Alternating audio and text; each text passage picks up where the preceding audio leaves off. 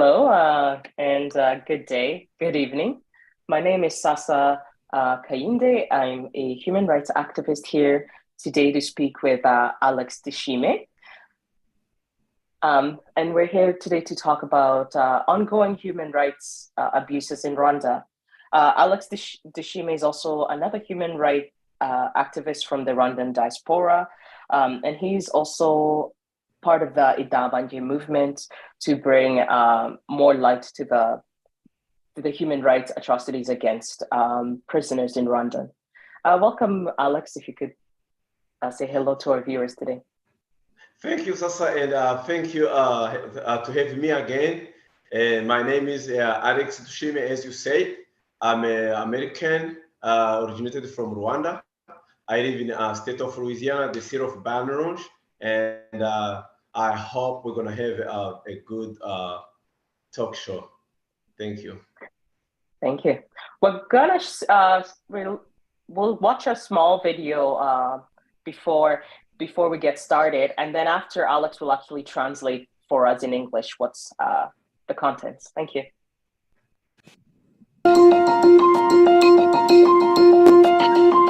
Nous, à Cyuma TV, nous sommes déterminés à nous sacrifier pour donner une voix au peuple. Ces mots sont ceux de Cyuma Hassan Dieudonné, journaliste rwandais indépendant et créateur de la chaîne YouTube Cyuma TV. Ces mots sont devenus aussi emblématiques que celui qui les prononce de façon si naturelle dans tous ses reportages. Et ce n'est pas seulement un slogan. C'est une véritable mission qu'il s'est donnée et qu'il remplit tous les jours à travers des reportages qui nous emmènent découvrir l'autre Rwanda, celui de la pauvreté, celui des gens laissés pour compte, mais aussi celui des voix indépendantes des personnalités critiques du régime. Grâce à Cyuma Hassan Dieudonné et à Cyuma TV, les internautes du monde entier découvrent la vie des quartiers défavorisés de Kigali, les souffrances des sans-abri, les histoires de femmes victimes de violences sexuelles, les veuves qui se battent seules pour sauver leurs biens ou sortir leurs enfants de la misère, les travailleurs journaliers frappés par la crise, les jeunes désœuvrés. Il est un des rares journalistes à avoir couvert l'enterrement du jeune chanteur chrétien Kizito Mihigo, mort brutalement en février 2020 entre les mains de la police. Son charisme, sa simplicité et son professionnalisme lui ont fait gagner le respect de ses collègues et du public, faisant de lui l'une des voix les plus écoutées et les plus suivies sur la toile. Chacun des sujets qu'il traite nous touche et nous appelle à agir pour changer une situation inacceptable, mettre fin à la corruption, dénoncer l'injustice, l'indifférence, décrier l'impunité. Protégeons la liberté de la presse. Protégeons le droit à l'information. Protégeons les droits de Cyuma Hassan Dieudonné, Cyuma TV. All right. Thank you for that. So, Alex, if you could kind of give us a summary of really what was going on in that video. Yes. Yeah, that short video, which was in French, basically was introducing Cyuma Hassan, who he still is, journalist by professional, and due to what is going on in Rwanda, because the government of Rwanda, as all the tyrannies do, they censor all the news, they censor all the people. So he determined to open his YouTube TV, which was called Cyuma TV. So in those words, he was saying that we are ready to sacrifice all we have, but we're going to be the voice for Rwandans who are voiceless.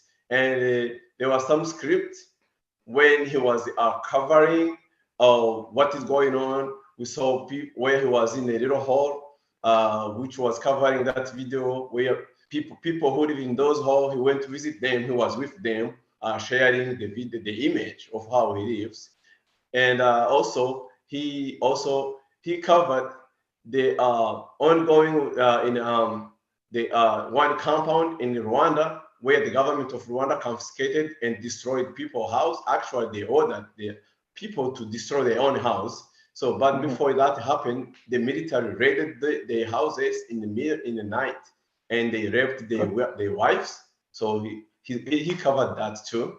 And as well, most people know the brutal death of the singer, gospel singer Kizito Mihigo.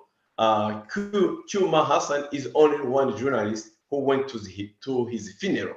So he covered his funeral and he said what he saw. He said that there were some scars in his face.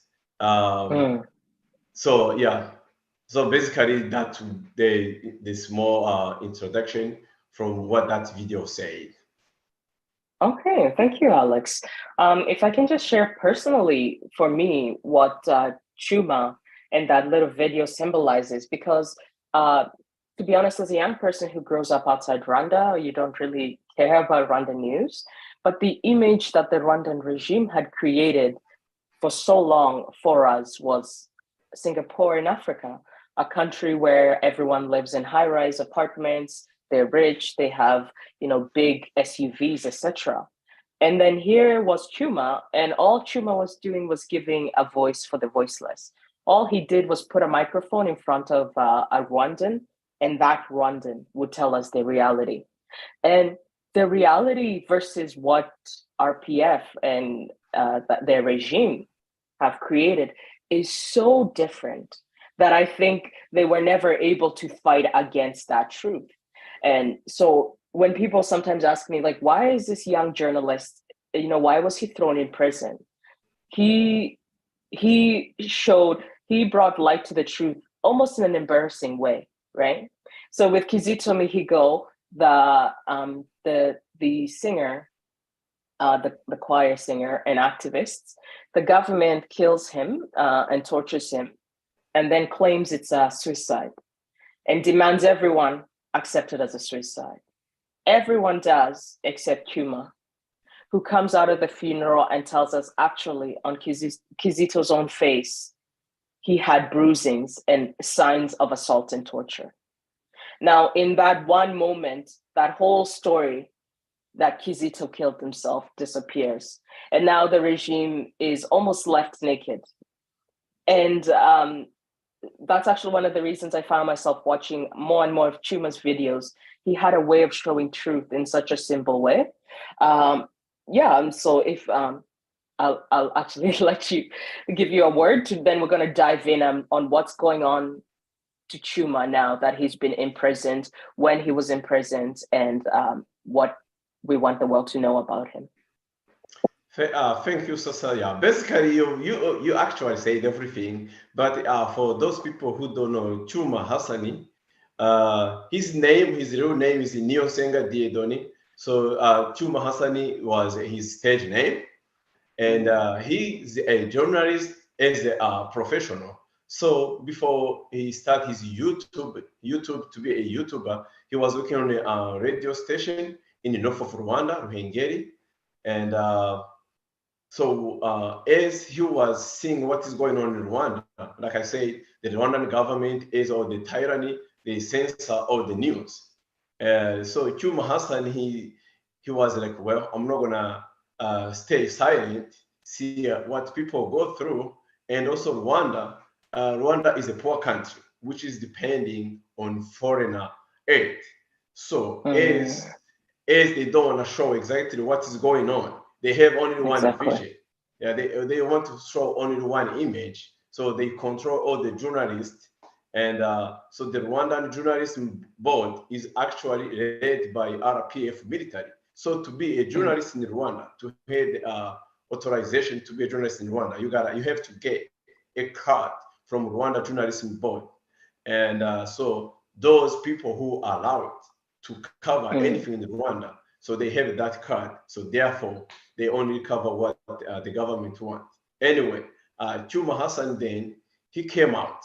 He, as we are advancing in technology, so, we have YouTube, we have all kind of technology. So he opened his YouTube TV, not only for covering, showing exactly the real face of Rwanda. Also, he was creating job because he was getting paid by YouTube. He managed to buy a vehicle. He had the driver, so who he was paying. Also, he had the people who work with him, the journalists, the camera people. He was paying them. So he was also paying people A to, job creator. yeah, he was a job creator. So, but anyway, but because he was showing exactly the true face of Rwanda, the government of Rwanda, of course, could not like it. So when Accept that, COVID, yeah. yes, when COVID broke out, so Cyuma, he was going all around to cover the news. So the first time he was sentenced in 2020, and they say he fought the forces, the national forces, because when they stopped him not to go and cover what was going on, so they faked that he fight them. So they arrested him. He spent actually 1 year in jail. So in 2021, they released him and he was free. And they say, oh, all the charges were, all the charges were dismissed, but on one condition, not to go to ask why was he arrested. And in Rwanda, so even if your rights are violated, you can't say anything. So after that, he continued, like he said in that little video, that he's gonna sacrifice everything he has, but he's gonna fight all the what is going on in Rwanda, injustice. He's gonna fight all the corruption. He's gonna fight all the, all what is going on in Rwanda. So he continued to go give the microphone to people, like I said before.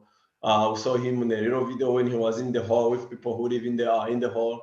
He covered when the government was destroying the whole subdivision of Kigali because Kagame and his people wanna build something. I heard that they wanna build a garden in some hotels.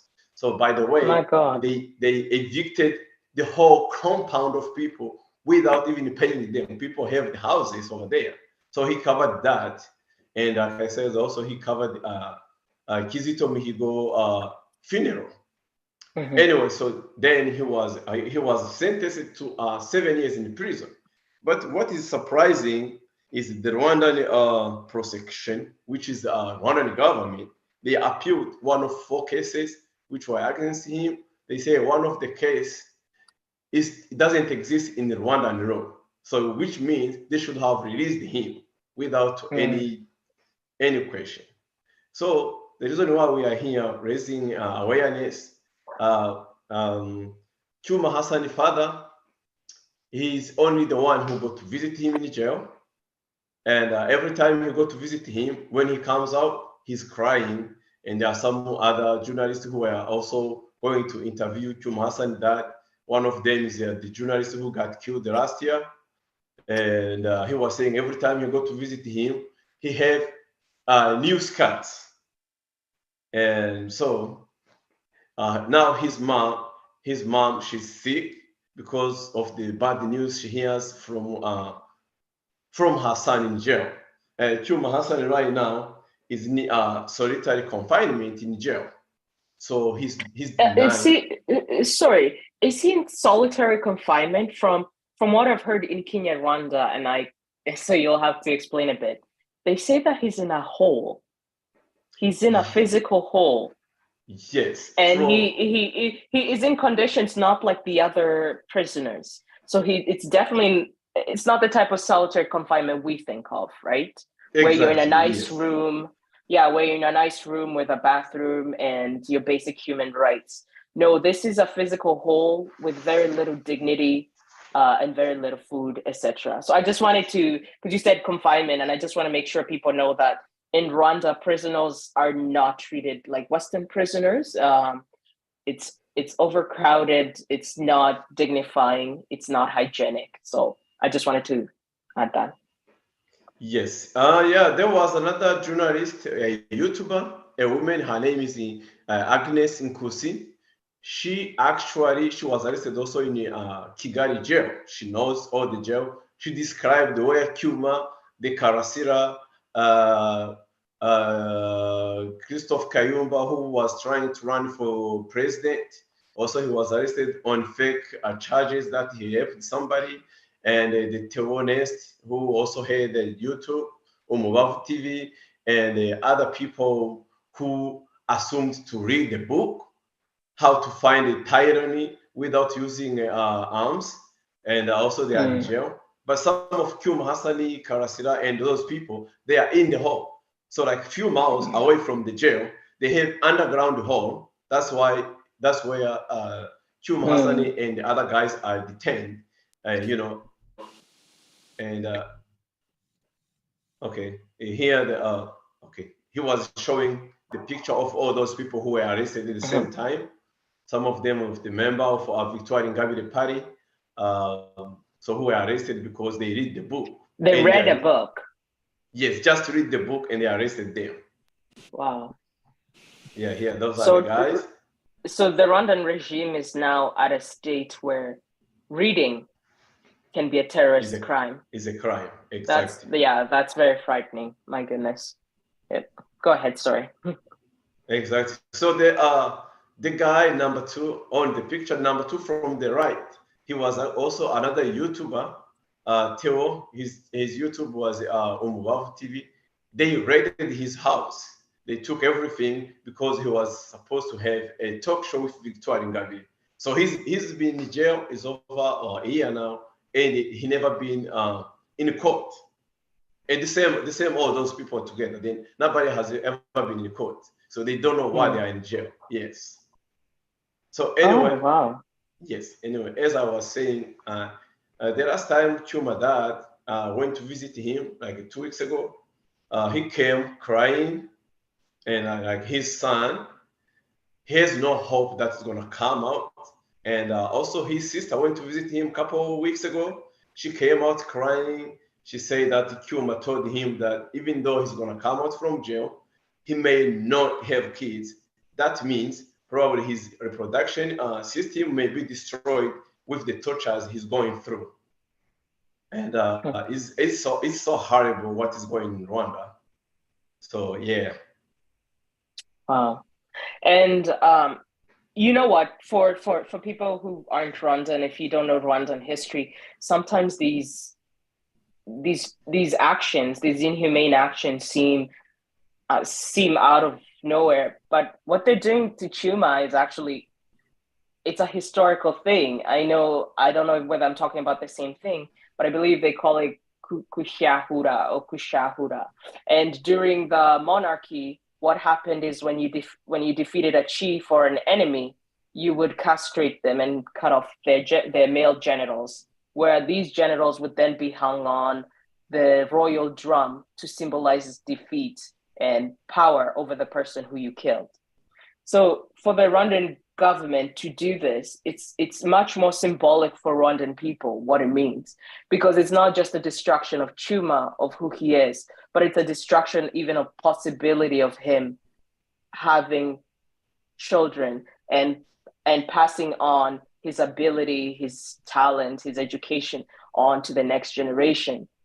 It's a form of trauma that is very hard to explain to people who don't understand it. But yes, reproductive violence in Rwanda, especially on men who the government sees as enemies, is very common. It's very inhumane. And Cyuma is the first modern political victim to undergo it.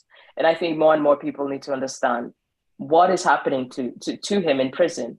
And that right now, for example, I don't know if you've been following American news as well. There's a journalist who's been put in a Russian prison. And now everyone is saying journalism is not a crime. And Cyuma's only crime was journalism, was giving a voice and a camera to those who never got it. So those are some points I wanted to add. Alex, there's something you said that I want to go back to before you go on to your next point. NGOs, these are non-governmental organizations. For those who don't know, Rwanda, particularly at the start of this regime, received quite a lot of money and assistance across the world from NGOs. And these NGOs were supposed to get rid of that poverty that Cyuma was showing us. So I remember many people who live outside Rwanda were shocked to see how poor Rwandans had gone, because we all believed that the NGOs were doing something, or the money that's being given, the money that's being sent, where was it? And so I think he also kind of highlighted a level of corruption. We all knew what's going on, but we didn't understand how high the corruption had reached. So Alex, I'll leave it on to you to expound on his family and how their calls for help every time they visit. They're heartbreaking but necessary. Exactly. Yes. Yeah, yes. His mom, she has a stroke right now. You can Oh. imagine what she's going through. Anyway, as Ms. Sasa, as you say about NGOs, Rwandan government banned all the NGOs, including Red Cross and all other NGOs which go to help in development country. But unless they let you to go to Rwanda, they give them visa unless if you're gonna work under their control. So if you're gonna be free, they can't let any NGOs in Rwanda. That is the reason why we don't hear anything.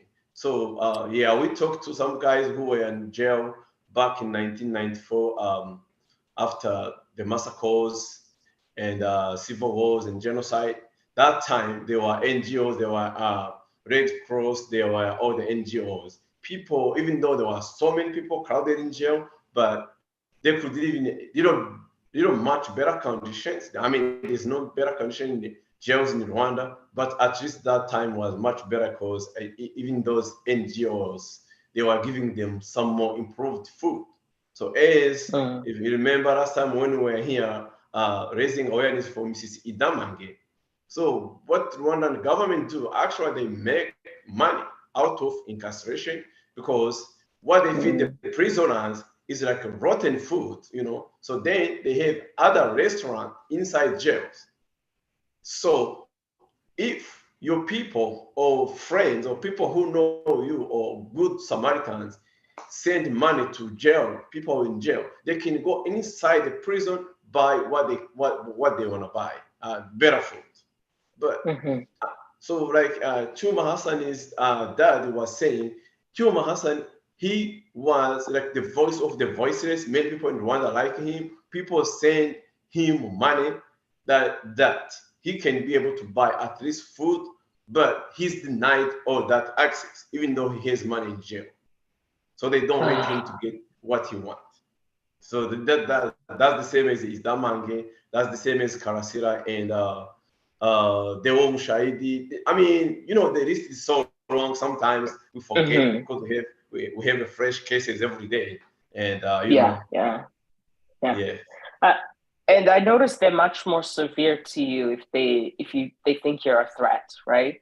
And so Cyuma's power of destroying their narrative, it hurt them in a way I think they never expected. But also he comes from the first generation of Rwandan YouTubers who are like, hey, we need to use this new technology for our own, for the best. And now you'll see that the regime is really trying to control those outlets now. Like you said, John Williams Twali, another YouTuber who was recently killed. So exactly. It can at times become not disappointing, but heartbreaking because it feels like somebody comes out, it gets brave enough, and then they're snatched. Somebody else gets brave enough, and then they're snatched. But with someone like Cyuma, he sort of planted a seed, I think. I don't know about other Rwandans, but for young Rwandans, he did plant a seed that made you feel like this is also your problem, and you also have to be aware of this, and you can be part of the solution for it. Yeah. But I know when we spoke about Idamanje, we had gone through some of the UN human rights for prisoners.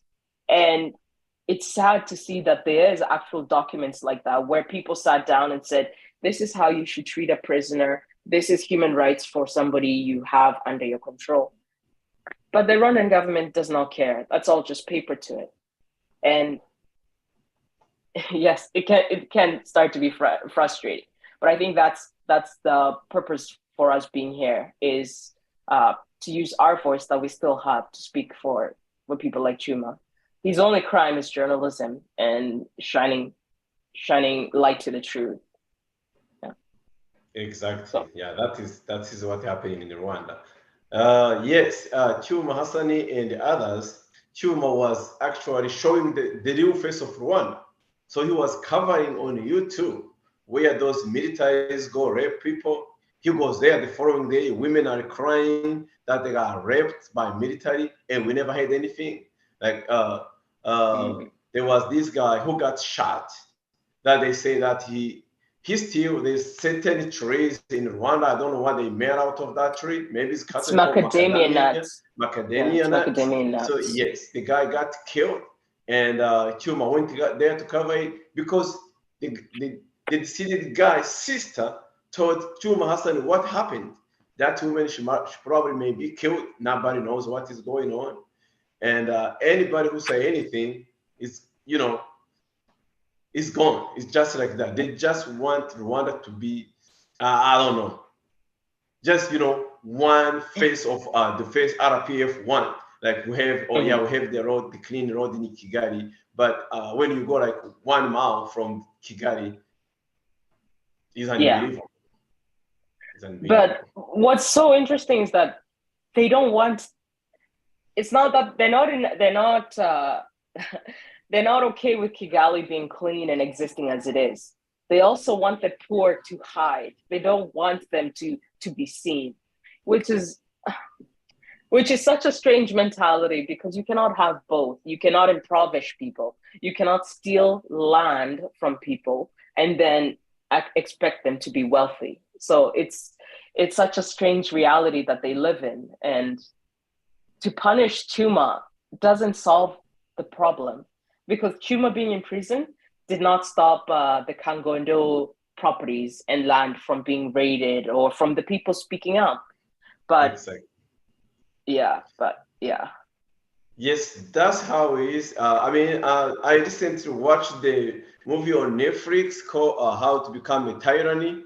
That's exactly what is going on in Rwanda right now. There is a famine going on in Rwanda. People are starved, and the government planned it. They don't have any food. So if you compare to what Mussolini did in Russia, in Ukraine, it's exactly the same. So they just want to silence any voice. So that's what they want to do. So if you say anything, they humiliate you, they humiliate your family, they humiliate anybody who knows you. Then you get to the point that the Kagame is only one savior. So I was watching some few pictures today. As we know, last week there was inundation in Rwanda, some landsliding because of so much rain. So when you see Kagame went there, they know the savior is coming. He's gonna save us. So that's only one hope they end, and it doesn't happen by coincidence.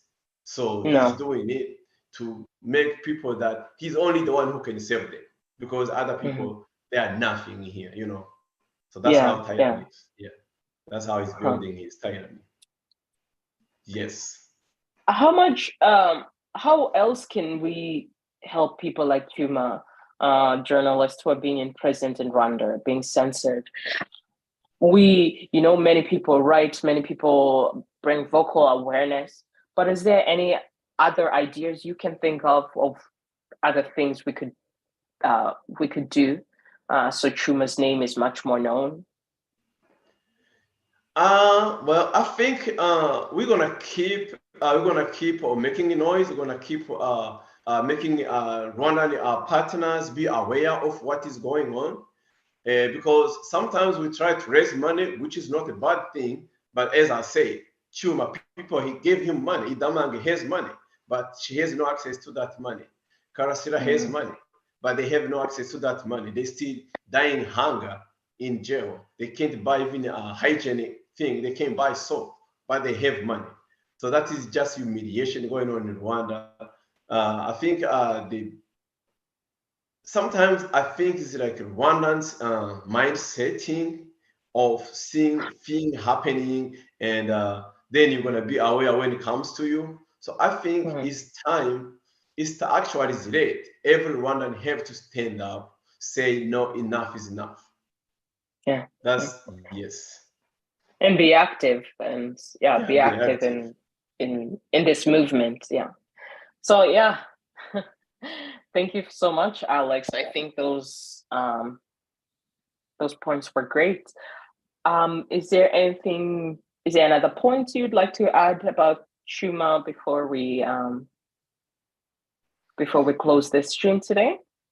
Yeah, as closings, actually, what I just said, I'm calling out on all Rwandans, especially Rwandans who live in diaspora. We have a freedom to speak, we speak. But as well, I'm calling those in Rwanda because if Rwandans people inside Rwanda don't stand up and fight for their right, eh, Mm-hmm. so they're gonna be killed one by one. So as is happening right now, because sometimes if you talk to people 10 years ago, some people they're like, oh well, it's gonna happen, it's gonna change, it's gonna change. But instead of changing, it's becoming worse, it's getting Yeah. worse. So yeah, I'm calling Rwandans, especially young people, to stand up, fight for our freedom, fight for our Mm-hmm. independence, because nobody else will bring it to us. It's No, ourselves. no. Yeah, but also those people who are overseas, including ourselves, keep knocking on doors. Go to you, tell USA administration, Canadian, European, that these government, these people you're collaborating with, these people you're giving our tax money, see what they are doing, Mm-hmm. because that's only one way we have to stop it. Yeah. Using the voice we have, you know. And I would also really encourage people to start thinking not globally, but also on a Pan-African angle. If we can let a lot of our neighbors know that they are journalists who are trying to fight against Kagame's regime, but they need a lot of help, then we could turn this even into like an East African movement to to help prisoners of prisoners of thought and prisoners of journalism. Yeah. So I want to again thank you so much, Alex, for this opportunity to come on Radio TV in Pinduka and speak about Cyuma Hassan Diodine and many more human rights victims from the Rwandan regime. So thank you so much for the opportunity. And Thank thank you you to so our much. viewers. Yeah. Thank you so much, Sasa, for having me. Also, thank you to our viewers. And again, I'm still calling out to Rwandans to stand together and unite ourselves. And I know united we stand.